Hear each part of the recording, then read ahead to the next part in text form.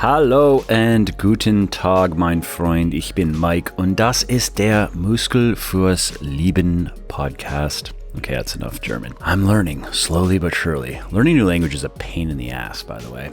But that is not what today's podcast is about. Today's podcast is an interview that I did with Bedros Keuilian, who is someone I met at a Mind Pump event that I was invited to last year over in California, in Lake Tahoe, California. And so Bedros was at that event and him and I were just thrown in a room together. We didn't know each other. I don't even know if we had said hello until we were in the room, in the chair, ready to record a podcast. And we had a good time. We enjoyed the discussion. We had some very similar business war stories to tell each other and traded information. And now I have this interview to present to you. So why should you listen to it though? Well, it is one thing to talk about finding opportunities where others only see obstacles, to talk about seeing the silver lining in difficult situations, turning coal into diamonds, and so on. But it is something else entirely to actually behave this way when the chips are down and to then actually win against all odds.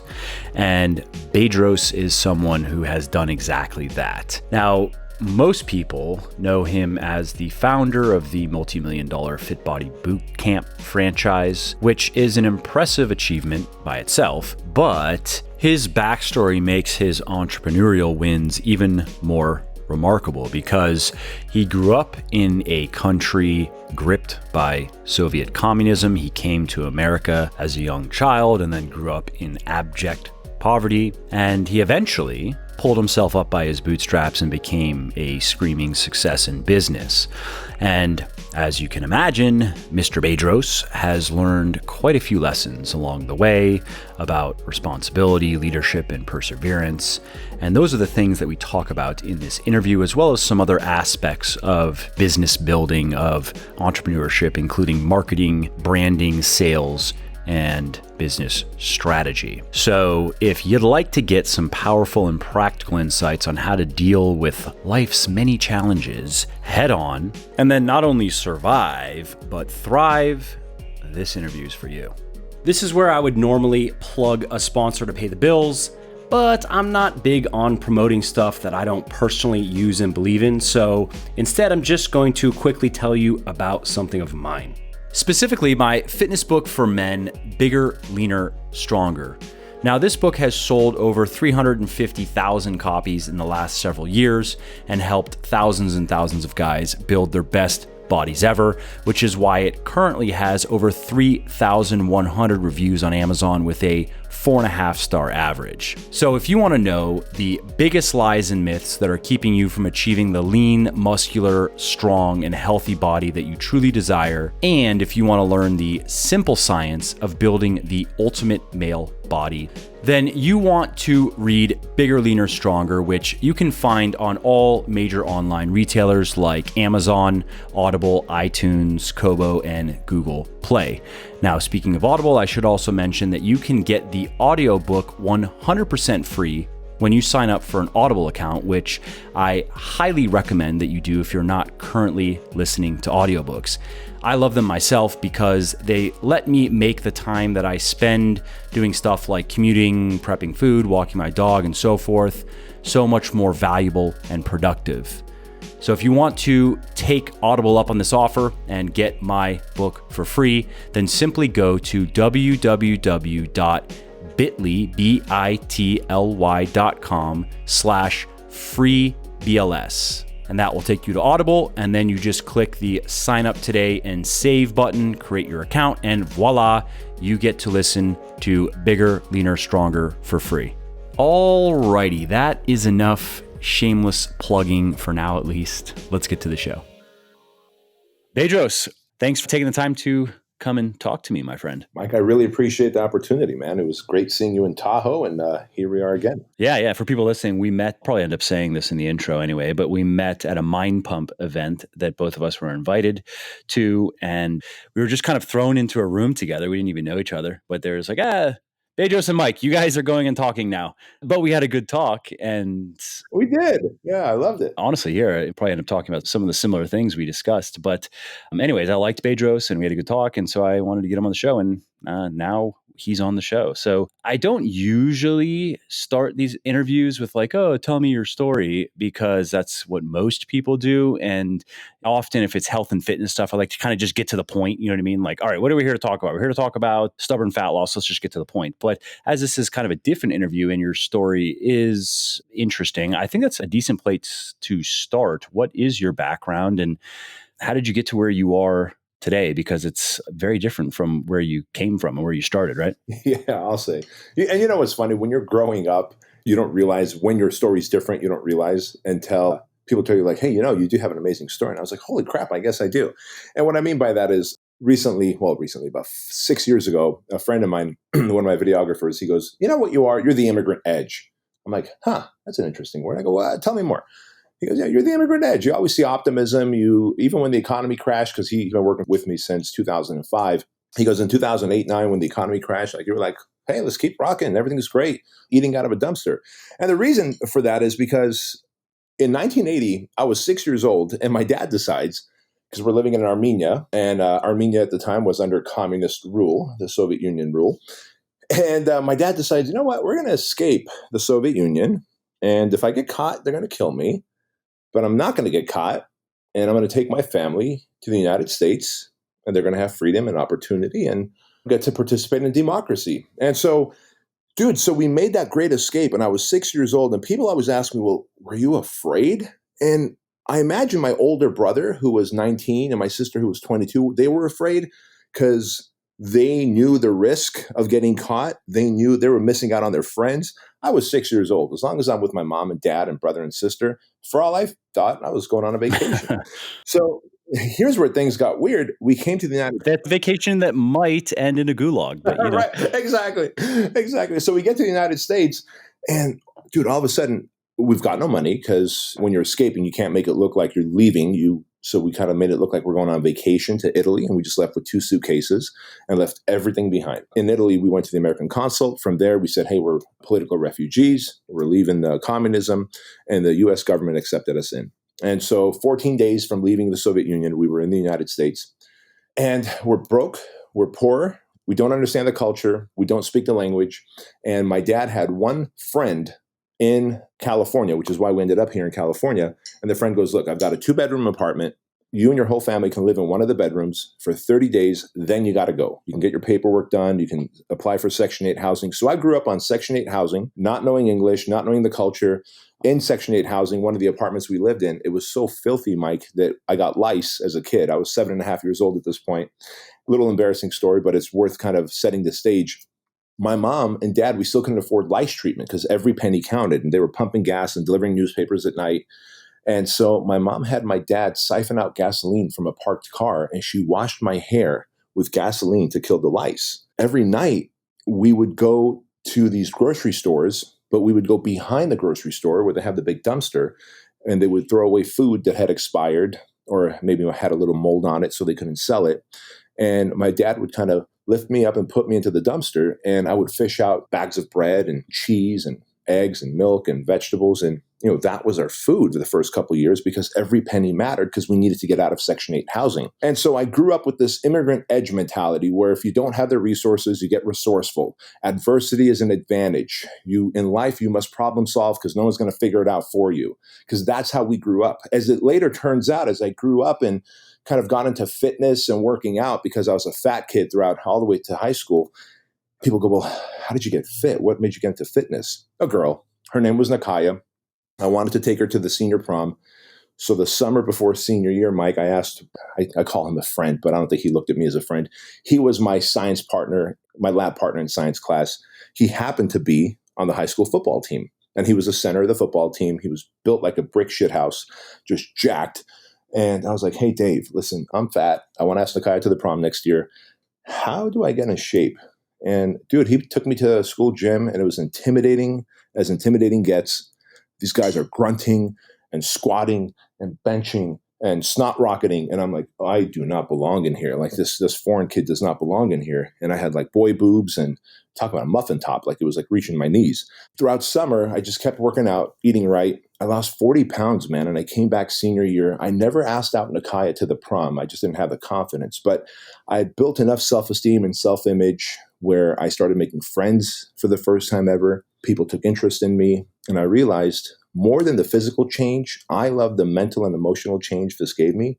And I knew that when I leave high school, I'm going to get certified as a personal trainer and start helping people. And that was kind of my journey. Now, throughout that journey, I, of course, worked at big box gyms, had so few clients that I was also a fry cook at Disneyland and a bouncer at a gay bar. I maintained 2 side jobs just to make ends meet financially, because I didn't know about entrepreneurship and marketing and selling and persuasion. I just thought, hey, I'm in great shape. I'm certified. I work in a gym. People are going to throw money at me.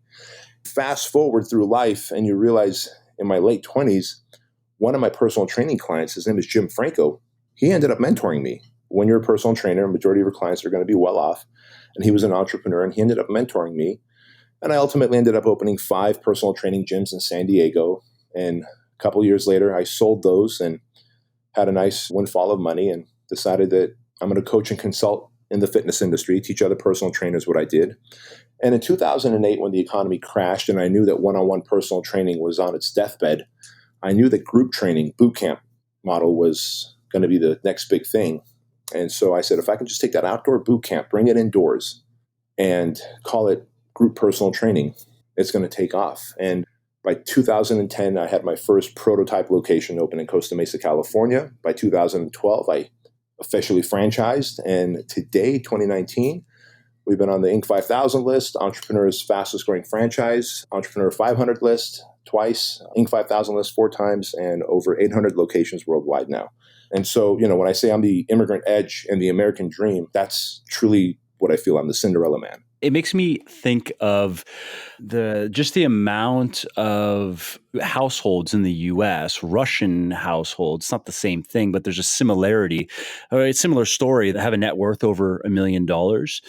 I think this is from a book, The Millionaire Next Door, is where the information comes from. So it's like the time of the book's writing, Russian households were like 1.7% of U.S. households, but they comprised 7 or 8% of millionaire households. And it just makes me think of that probably for a similar reason, where it's a lot of these people, they fled Soviet Russia and they had nothing but a willingness to work, and they knew what the bottom really looked like, and they were just willing to do whatever it takes with enough intelligence and enough work ethic and enough integrity. A lot of these people were able to do very well for themselves. They also tended to be frugal, again, because they came from a place of nothing. And so they're very appreciative of the money they did make, and they were smart with it.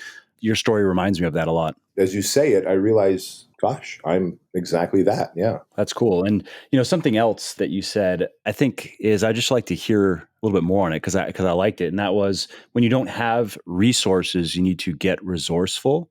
And I like that a lot. And, I think that an edge that you can lose as you do get more and more resources, you see that fairly often, whether it's in individuals who in the beginning are very scrappy, they're willing to do what it takes, work long hours, get outside of their comfort zone and do things that they normally wouldn't want to do, or maybe they would never do, but they know they need to do it, so they do it. And then, you fast forward, and after they've had some success, they just don't seem to have that hunger anymore, and they seem to put more and more value on comfort and lose that resourcefulness, which by definition, right, is being able to make use of what little you have, be able to take difficult circumstances or limited resources and make things happen with them, right? That's exactly it. And it's funny, I'm 44 years old now, and I noticed my wife's like, boy, you're really transcending in life. You've become this like knuckle dragging philosopher. And I go, tell me more, honey. She goes, well, because I always use these weird analogies now, but one analogy I use often is, in life, we're supposed to deal with the bear. And people go, what do you mean with the bear? I go, well, look, life is supposed to give you a series of adversities. If you want to be successful, if you want to be healthy, if you want a strong marriage, then life is going to give you problems in your marriage so that you can overcome those problems And in the process of overcoming those problems, you're forced to communicate, to take on the other person's perspective, to walk a mile in their shoes and vice versa. And if you're willing to do all that and not just pull the ripcord and divorce, then you will have a stronger marriage. I call those events, I got a friend of mine, his name is Jason Redman, and he calls it life ambushes.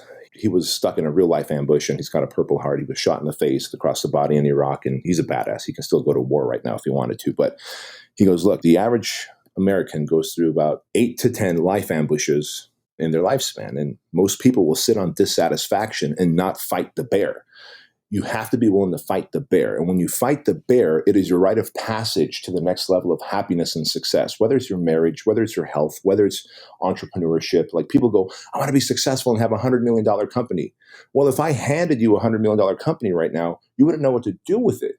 But if I started you off at a $10 a year company and then it turns into a $100,000 a year company, as you build, as you fight the challenges and adversities and you run out of resources and you're forced to become resourceful, you begin to build those entrepreneurial muscles or the relationship muscles or the emotional strength muscles, et cetera. So to me, resourcefulness is everything. There's the bear. Its job is to show up in your life and give you adversity so that you can become resourceful and either problem solve or use what little resources you have to create an outcome, or go find other people who have the resources to create the outcome. Most people, unfortunately, when they live in a great economy, I found that great economies over a long period of time begin to create soft people. Going back to what you said, when things are good and you have an abundance of resources and the economy is what it is and it's going to turn and it's going to correct and it's going to dip, when we run out of those resources, we become so soft, we now become victims instead of becoming resourceful. And that's an unfortunate state to be in. But man, I'm blessed that because I'm a foreigner, came to this country, didn't have much. I came out the chute resourceful, problem solving, looking at adversity as an advantage. So when the economy crashed in 2008, I was just chomping at the bits because I looked at it as 11% unemployment rate. I got a bunch of people I can hire for very little money because everyone needs a job. And no one's running Facebook ads, which means clicks are going to be a lot cheaper. And gyms are empty, which means I'm going to have a better workout. And so I always look at the disadvantage that I'm facing as almost as a superpower. And what I like about that is those aren't just words. That's actually what happened. That's actually what you did. You did take that situation. It's one thing to speak hypothetically about anything, really, and especially things that are going to be difficult, right? Be like, this is what I would do. This is how I would look at it. Here's how I would feel. But it's another thing to actually go through it and have the courage of your convictions. And I think one of the things that stands out to me is that point of problem solving. And really, I think the heart of that is creativity, right? Being a creative person, being able to come up with good ideas that work, ideas that produce things. And it sounds like that's something that you're good at. I am. And I think part of it is training. When you come to a country and there's no lice treatment available to you, you use gasoline to wash your kids' hair. And you can take an IQ test, and it's probably a decent proxy for general intelligence. It'll tell you a little bit about your problem-solving abilities. But what it won't tell you about is your creative intelligence, right? So for that, you could do one of those lateral thinking things, like how many different uses can you think of for gasoline? Most people would not think of, I could kill the lice. I could wash my hair in it and kill the lice. So you can only imagine how creative my mom must be then, right? Because she figured it out, man. I mean, that's creative. I'll give it to her. Yeah. And you know what I always trip out at too is resourcefulness is a learned experience. People aren't born being resourceful. If you were born and you're lacking things in life, as a human, you are designed to survive. We always hear about the mom who's driving down the road, gets into a car accident, the car rolls over, her child's arm is stuck underneath the car. Where did she just muster up the strength, Mike, to lift up that edge of the car enough to pull that kid out? Or the guy who was hiking, they made a movie on him. He was hiking, he was stuck between some rocks. He pulls out a little pocket knife and he cuts his arm off.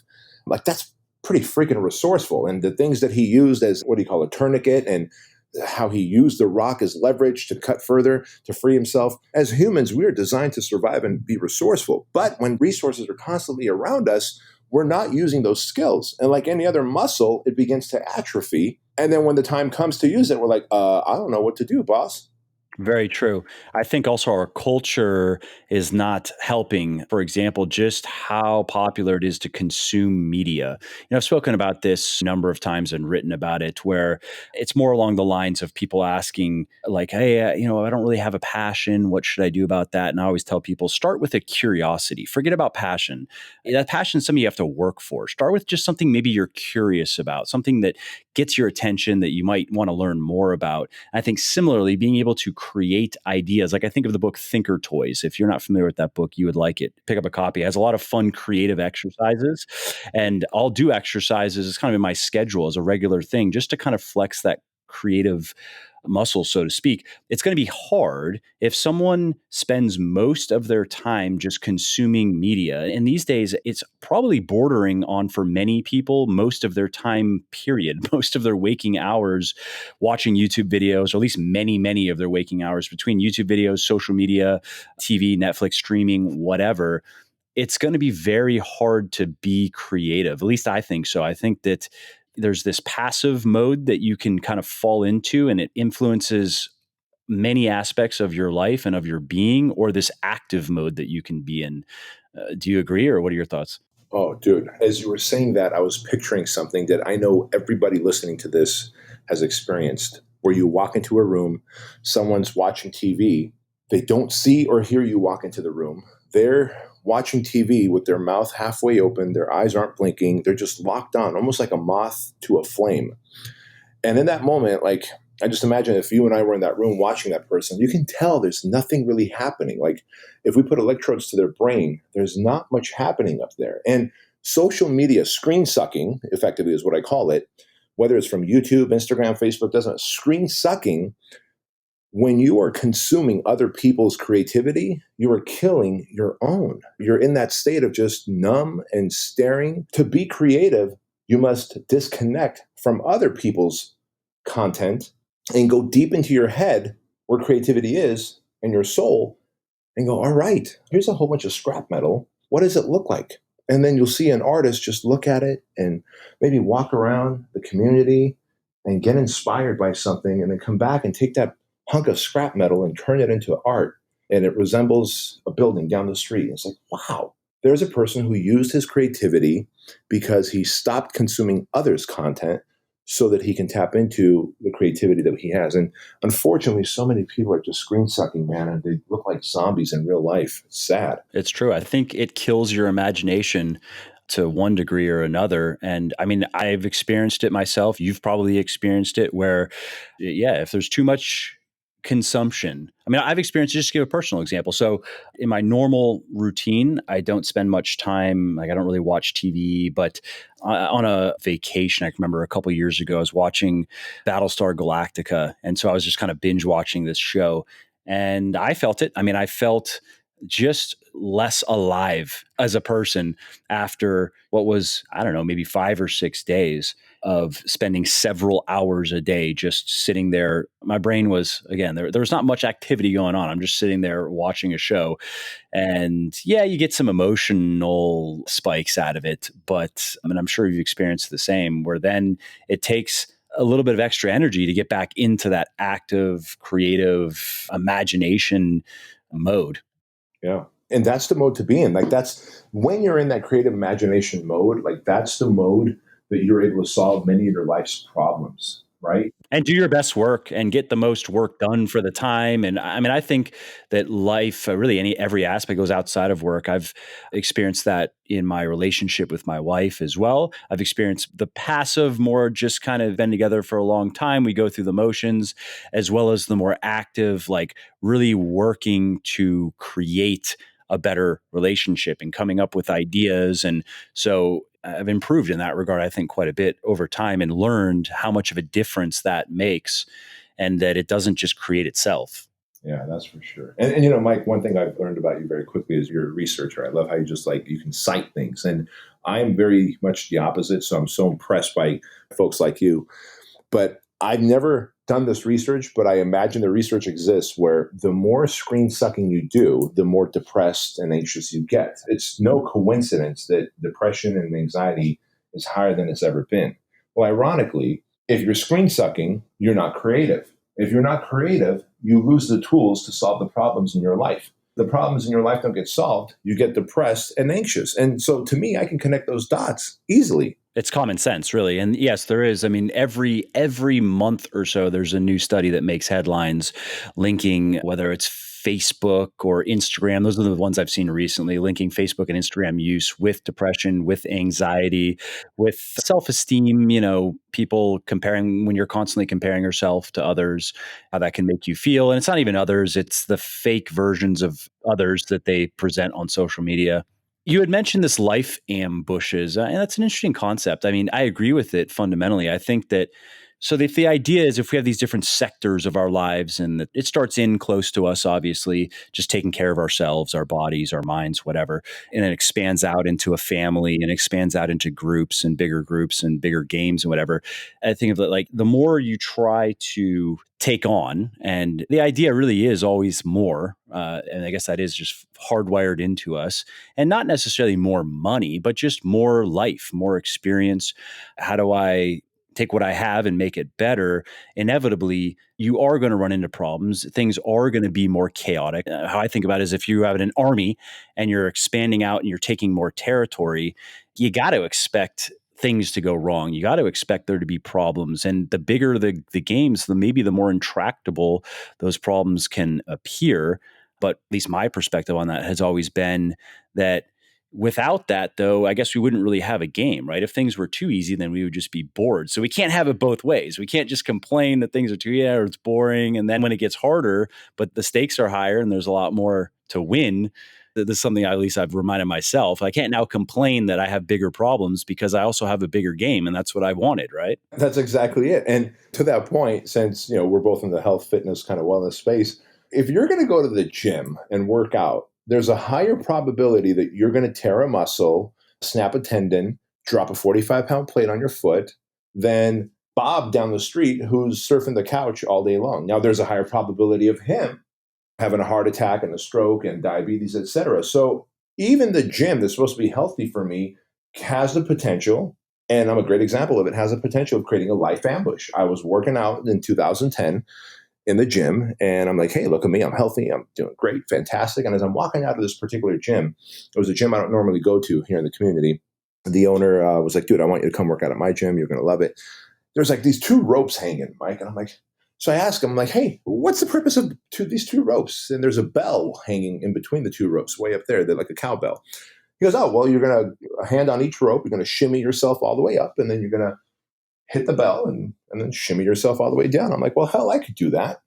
Now, Mike, I weigh 230 pounds, and I had just gotten done training back, and so I'd already exhausted a lot of my pull muscles. And I struggled to get up there, and as I ring the bell, I'm like, oh, man, my left arm is really tired. So I just kind of hang on my right arm just for a second to give my forearm a little break, and then pop goes my bicep, and I come falling down, right? Now, there's a life ambush. Ironically, dude, how weird is this? 2 days later, the family and I were supposed to fly out to Lake Tahoe, ironically. The next day, I'm in surgery. We delay the flight by another day. 2 days after the surgery, I'm in a cast, and my bicep's been reattached, and we're flying to Lake Tahoe, and it was the worst experience of my life, being on an airplane and then going to Costco and having to buy stuff. Once we got to Lake Tahoe for the house that we have up there, et cetera. The point of this is, all I wanted to do was catch a good workout before I left. I had a life ambush. And so, yeah, you have to expect that if you want bigger and better things in life, if you want a stronger physique, you're going to push your body harder, and there is a higher probability of something snapping, an ambush. Agreed.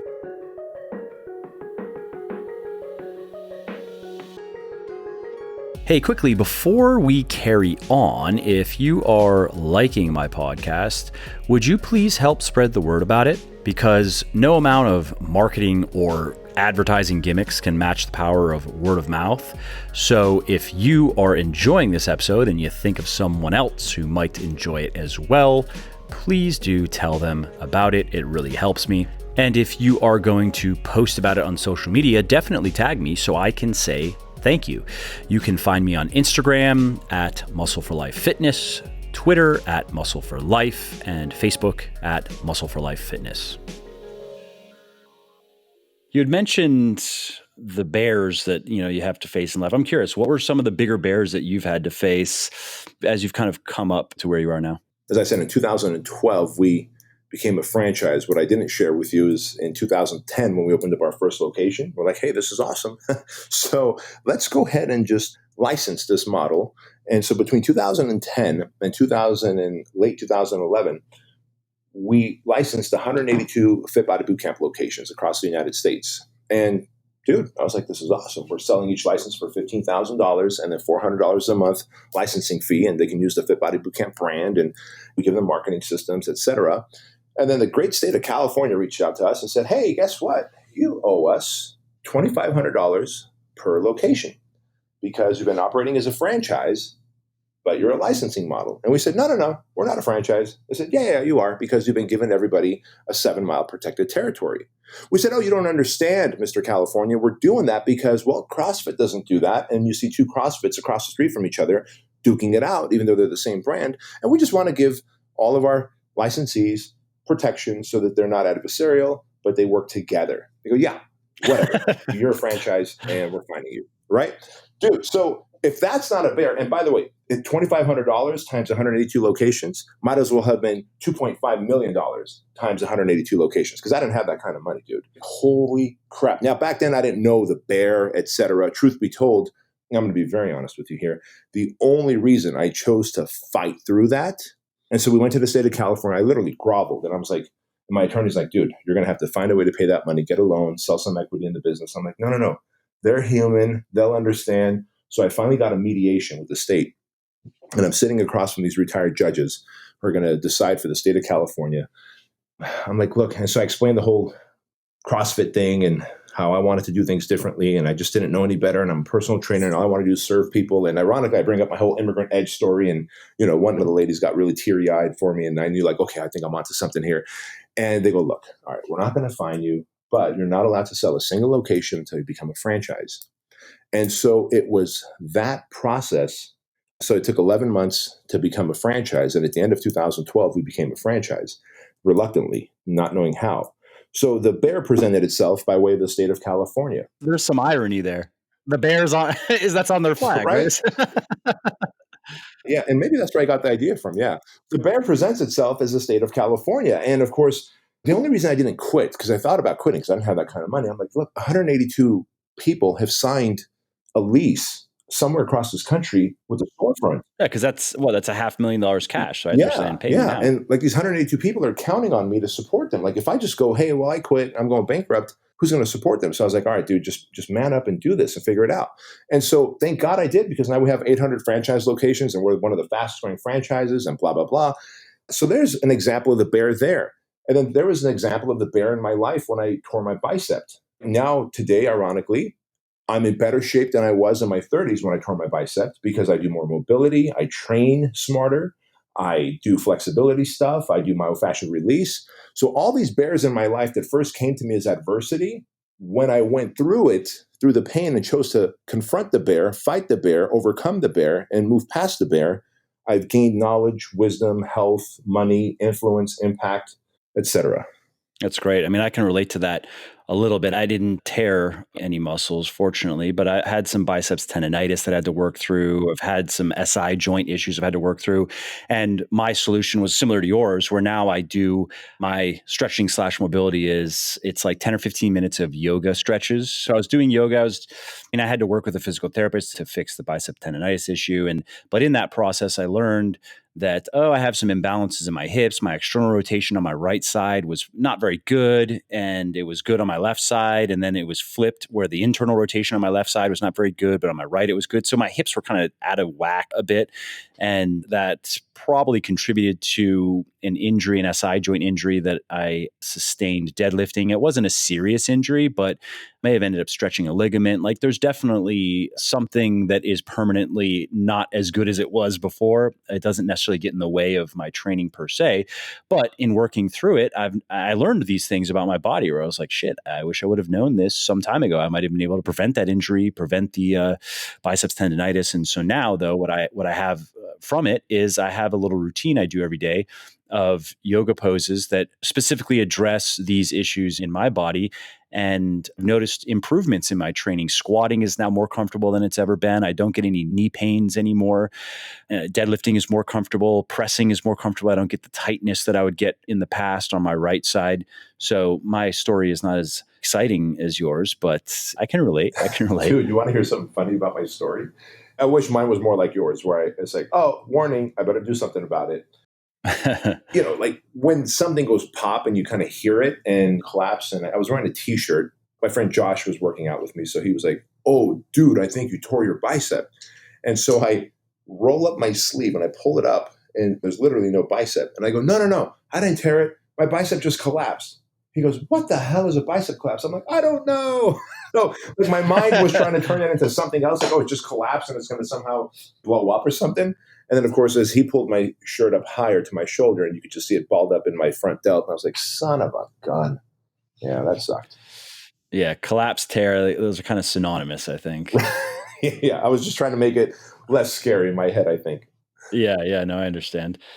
Just to shift gears, because something that I think would be worth hearing your take on for people listening is I have quite a few people who listen to the podcast and follow me in my work who are up and coming entrepreneurs, or it may, in some cases, established entrepreneurs, or people who want to become entrepreneurs or who are just starting out. And so I often get asked advice for people who are just starting out.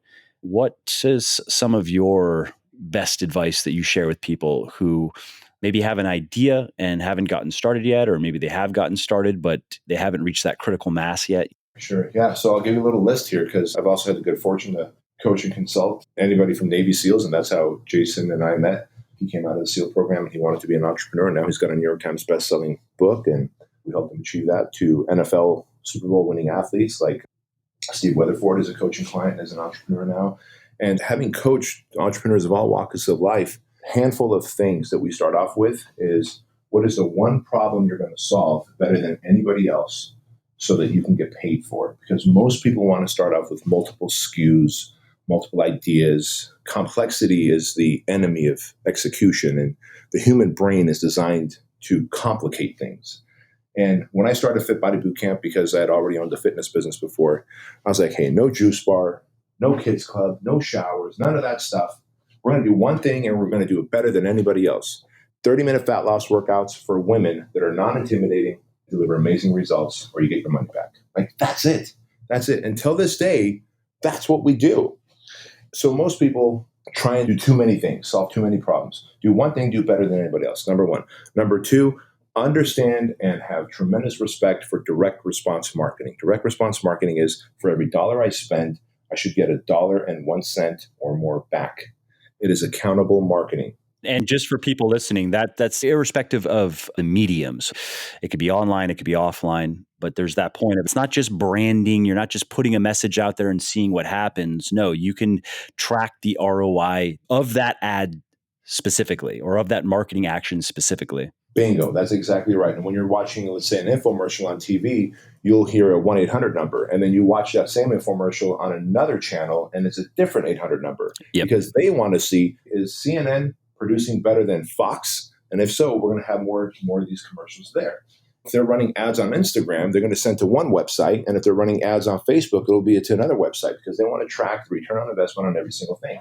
When Coca-Cola or Adidas put up billboards, bus benches, etc., they don't know what exactly moved the needle, but they also have an obscene amount of money now to build their brand. Entrepreneurs starting out do one thing better than anybody else. And number two is obviously respect and understand direct response marketing and only deploy that until you're massively profitable. Number three is embrace leadership because you should be working on the business, not in the business. And if I can tell anybody any one thing, pull out of your business faster than you think you should, because when you're working on the business, and you're leading a team of people who are traffic buyers, instead of learning to buy traffic on Facebook, hire traffic buyers, hold them accountable, teach them how to do it, set KPIs, key performance indicators, and then let them do it because you're better off leading a team than trying to do it all yourself, and that leads to burnout. And then the fourth and final thing is most people overestimate what they can achieve in 1 year and they underestimate what they can achieve in 5 years of focused work. And so give yourself time because in this whole social media world we live in, Everybody wants to hit that little drop down that says, I'm an entrepreneur, because somehow being an entrepreneur is like being a rock star now. They have 8 followers and they're starting to say, put goofy shit up there like, find your passion. What the hell does that mean? How about this? Solve a problem. The more sophisticated problem you solve through direct response marketing, and the more complex that problem, the more you'll get paid. That's it. And so spend less time screen sucking and more time spending 5 years of focused work, and you'll create millions, and those millions will create impact. I like that. Something I would add, it probably would fall under the direct response, but it is the importance of becoming a good salesperson yourself. This is my opinion. If you disagree, you can let me know. But if you're trying to build a business, you had better know how to sell your thing. You can look at it as the solution, sure, but when it comes down to what is it though? What is the thing we're selling? And you'd better know how to sell it. And that translates, of course, over into the whole field of marketing, because that's what marketing is. It's selling on a broader scale. But at bottom, marketing is its persuasion. It is selling. And the reason why I just want to call that out is because I have given this type of advice to quite a few people over the years now, including people who I actually know personally and have been able to see, do they do anything with it? And many people seem to just be turned off by selling or trying to sell anybody on anything and don't really want to learn how to do it and don't really want to do it. And they think they can just pay someone else to do that. The most successful people, almost one for one, that I've known, and I've met a lot over, not just throughout my relatively short career of whatever 6 years now in the fitness space, but my dad is a successful entrepreneur. And so I've met a lot of very successful people through him, and people whose net worth stretch into the hundreds of millions of dollars were fantastic salespeople themselves. I'm thinking of one guy, he has $100+ million a year company. He's the CEO of it. He still spends a lot of time talking with customers, trying to understand how to make his services better, how to better sell them, keep his finger on the pulse in the marketplace and what people are responding to, because the buttons you can push to sell something now won't necessarily work a couple years from now, especially when all your competitors catch on to them and you're all now saying the same thing. Learn how to be a good salesperson. And I think that also will help with the leadership point, which I totally agree with, is because I've had people ask me about that. Like, well, how do I make enough money to be able to hire people to delegate things? And in the beginning, in my opinion, it falls on you. It falls on you have to be able to generate enough money through your direct efforts selling, whether it's one-on-one or whether it's via copy, advertising, marketing, whatever. That's how you are going to be able to generate the income to build the team in the beginning. You have to be the best. What are your thoughts? 100% on that, man. And no one's going to be more evangelical about your product or service than you are. And if you can't sell your product, you won't be able to sell your vision to get the right employees on board who are going to help you move the needle. Yeah, I agree with that. Absolutely. Out of curiosity, do you have any resources that you recommend on these points, like maybe some books that you often recommend or even give as gifts? Where leadership is concerned, Jocko Willink's Extreme Ownership, Simon Sinek's Leaders Eat Last, and not to be self-serving, but I truly mean this, my book, Man Up, which is the 6 entrepreneurial leadership skills that every high-achieving entrepreneur must have. And it's because I lack those skills. And so I had to build those skills in me. And so when I talk about it in my book, it's from in the trenches experience. And then, of course, books like Grant Cardone's Sell or Be Sold, where selling is concerned. You know what? One thing we didn't mention is anyone who wants to be an entrepreneur, because I think you'll agree with me on this, Mike, is entrepreneurship really is the ultimate self-discovery and personal development program out there, because you learn how much shit you can take and how much risk you're willing to put yourself up against, et cetera. But man, reading books like Psycho-Cybernetics and Untethered Soul, Outwitting the Devil, really doing work on personal development, self-development, so that you have emotional resilience, mental toughness, and grit. Those are the things that are maybe intangible. I don't know. Can you put an ROI on that? I don't know. Well, because there's how are you going to track conversions on that? But I can tell you it's a needle mover for sure. So those are all the books that I would recommend off the top of my head. That's great. I like it. What are your thoughts on the next big thing in the fitness space? What do you have your sights on for the future? Oh, dude, I'm so glad you asked. And it's funny because I wanted to have a sidebar conversation with you about this if we didn't talk about it here on your show. Synchronicity. Yeah, right? So I wanted to get your opinion. So just give me your honest opinion on this, good or bad. because I value your insight. But Fit Body Bootcamp, we're 30-minute workouts, right? And we're like, hey, we do one thing and we do better than anybody else. And sure, all of our locations have private Facebook groups. And so every Fit Body Bootcamp location has those clients in a Fit Body Bootcamp Facebook group where they put out content all day and nutrition tips and mindset tips, et cetera. Yeah. So they build their own little communities. Yeah. But look, bottom line is we really only influence them 30 minutes a day, 3 to 5 days a week. What do we do with the other 23 and a half hours of our clients' lives to influence them towards their goals of fitness, fat loss, health, positive mindset, and nutrition? Truthfully, we don't. We justify to ourselves with the Facebook group, blah, blah, blah. But come on, dude, we really don't. And so I went to this International Franchise Expo recently, probably about a year ago. And who takes the stage? The chief technology officer of Domino's Pizza. Now, Mike, if you had asked me right before that event, does Domino's Pizza have a chief technology officer? I was like, no, dude, you're not Uber, right? You're like, the technology of making pizza and putting it in boxes? What are you talking about? Dude, this guy takes the stage, Mike, and he's like, yeah, so we have 15 ways of ordering pizza. Text us an emoji, and if we have your credit card number and your last order on file, we'll be like, hey, is this Mike? Okay, extra pepperoni, double cheese, whatever. It's on its way, Mike. We'll bill your credit card. You can tweet them an emoji, a pizza emoji, and they'll send you a pizza. Yeah, it's crazy. And get this. That's so smart. That is so smart. Oh, my God. Bro, it gets better. If you're eating, let's say, the store-bought pizza or Pizza Hut, and just take a picture of any pizza on the planet, even a picture of a pizza, text it to them, and they will send you a coupon for 15 to 25% off, depending on what random percentage they're giving off that day. So it's variable. So all of a sudden, well, you're like, oh my God, today it's a 25% off coupon. I can't use it tomorrow. F it. We're eating pizza tonight. So I realized, wait a minute, this guy has 15 ways to make America fat, and all I've got is one way, one 30-minute workout a day. Like, this is unacceptable.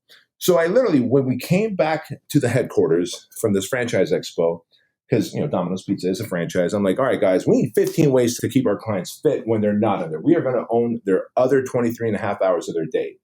We immediately tackled the supplement line, which now we launched a supplement line called TrueLean. We sell it through our 800 locations worldwide. We've got all the clients on auto ship for that product. We build it into their meal plans. The whole idea has become that we're with them, in them, on them. 24 hours a day. Sounds kind of creepy, but I like it. I know. I like the idea. Internally, we all get a good laugh every time I say that. I'm like, Fit Body Bootcamp, we want to be in you 24 hours a day.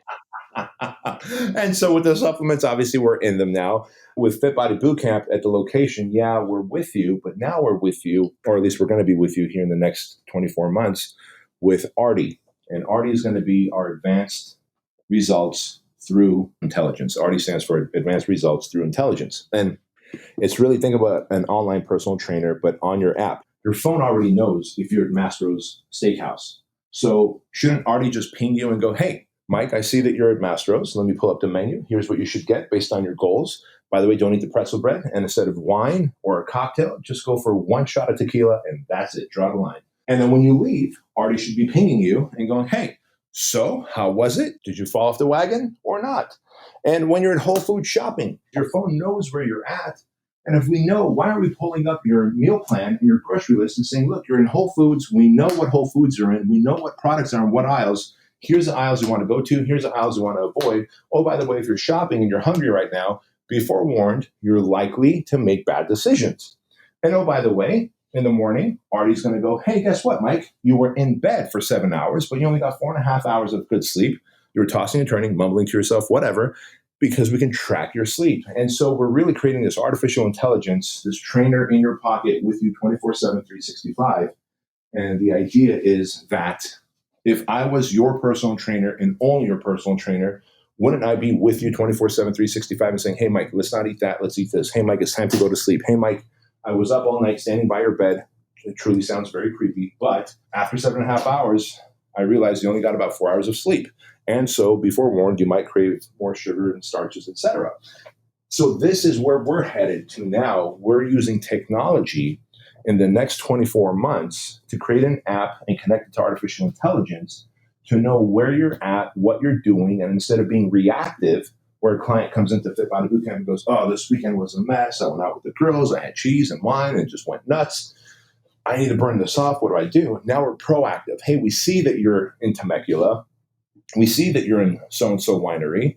Let's make a good decision. And then we already continues to follow up with you. Literally, like a personal trainer was texting you. And so that's the whole idea there. And we're going about 30 million in on this technology. So fingers crossed that it works. Wow. If you can pull that off, that would be huge. It would be hugely helpful.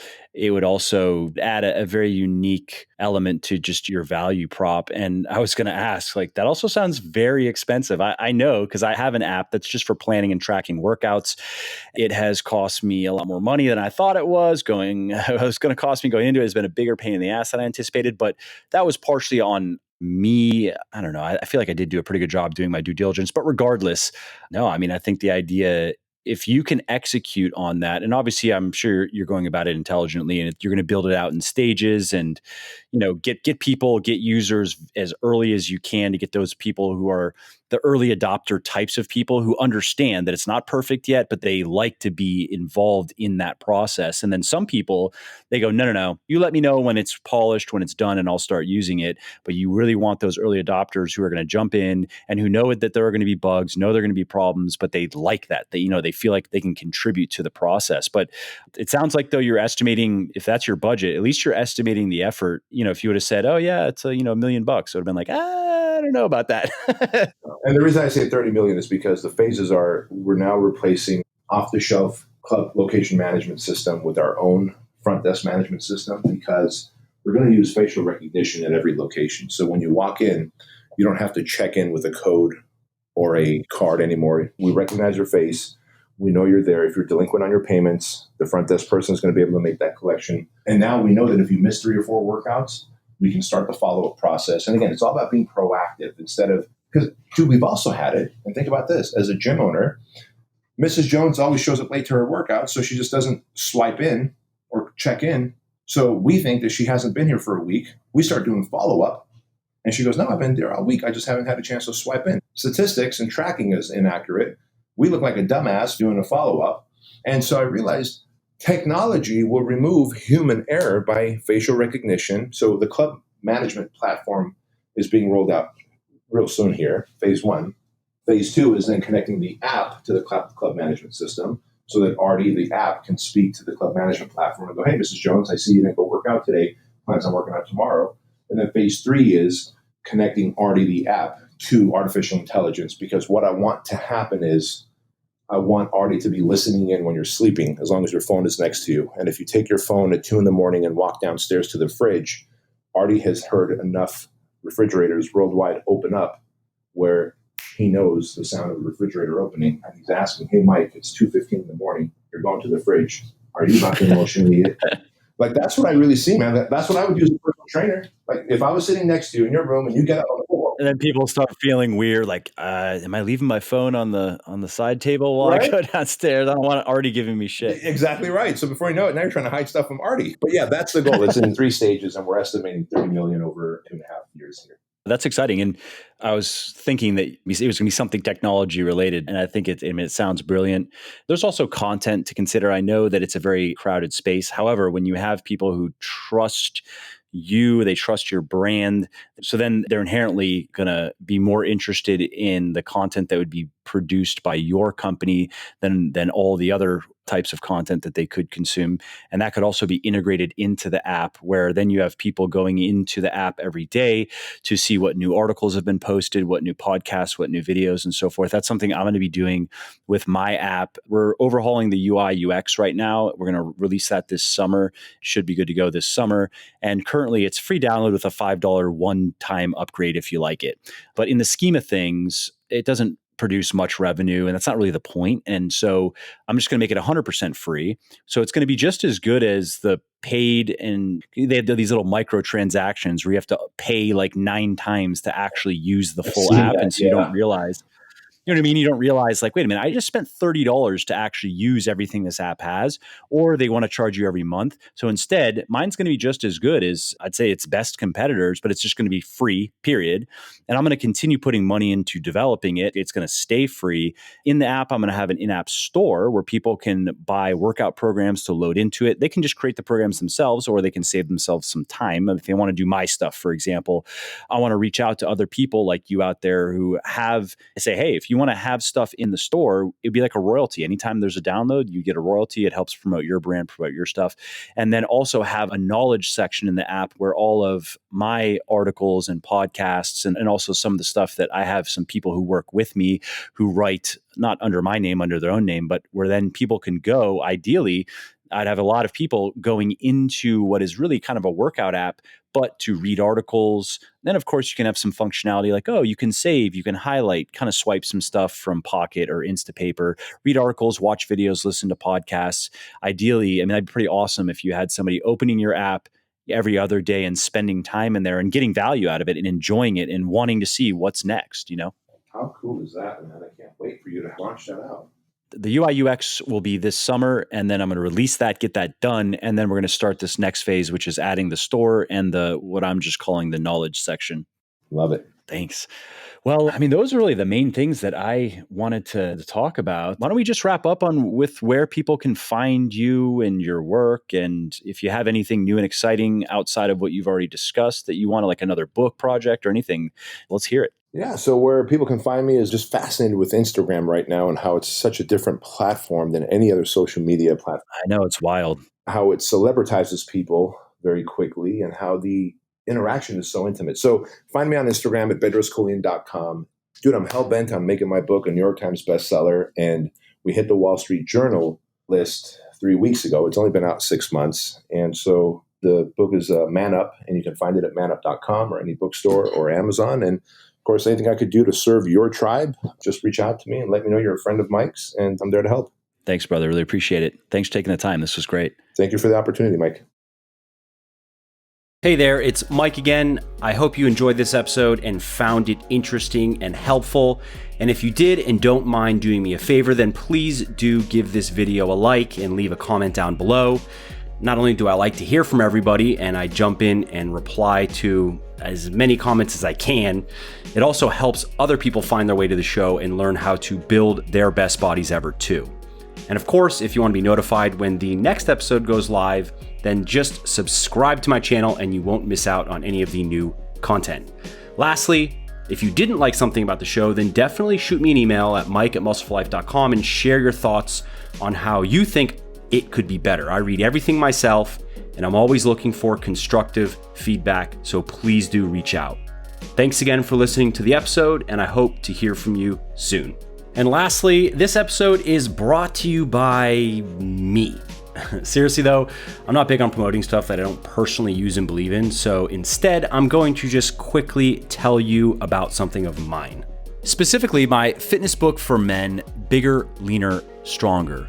Now, this book has sold over 350,000 copies in the last several years and helped thousands and thousands of guys build their best bodies ever, which is why it currently has over 3,100 reviews on Amazon with a 4.5-star average. So if you want to know the biggest lies and myths that are keeping you from achieving the lean, muscular, strong, and healthy body that you truly desire, and if you want to learn the simple science of building the ultimate male body, then you want to read Bigger, Leaner, Stronger, which you can find on all major online retailers like Amazon, Audible, iTunes, Kobo, and Google Play.